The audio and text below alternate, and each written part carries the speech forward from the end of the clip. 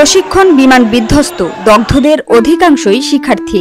রাজধানীর উত্তরায় milestone college ক্যাম্পাসে বিমান বাহিনীর একটি প্রশিক্ষণ বিমান বিধ্বস্তের ঘটনায় নারী ও শিশুসহ অন্তত ৩০ জন দগ্ধ হয়েছেন।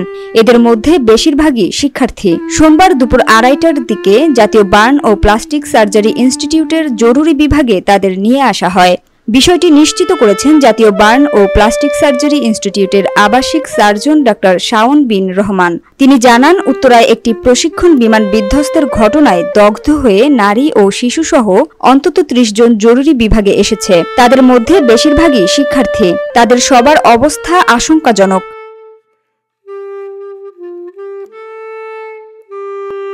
তিনি আরও বলেন, বিমান বিধ্বস্তের ঘটনায় এখনও অনেক রোগী আমাদের এখানে আসছে। জানা গেছে, প্রশিক্ষণ বিমান বিধ্বস্ত হওয়ার সময় মাইলস্টোন স্কুল অ্যান্ড কলেজের বিভিন্ন শাখার ক্লাস চলছিল। হঠাৎ বিকট শব্দে বিমানটি ভেঙে পড়লে শিক্ষার্থী ও শিক্ষকদের মধ্যে আতঙ্ক ছড়িয়ে পড়ে।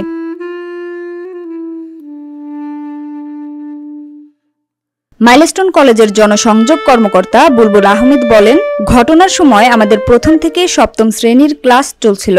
বিকট শব্দে শিক্ষার্থীরা আতঙ্কিত হয়ে পড়ে, অনেকে কান্নায় ভেঙে পড়ে। শিক্ষকরা দ্রুত তাদের নিরাপদে সরিয়ে নিতে তৎপর হন। আমরা সঙ্গে সঙ্গে উদ্ধার কার্যক্রমে সহায়তা করি। তবে হতাহতের সুনির্দিষ্ট কোনো তথ্য তিনি জানাতে পারেননি।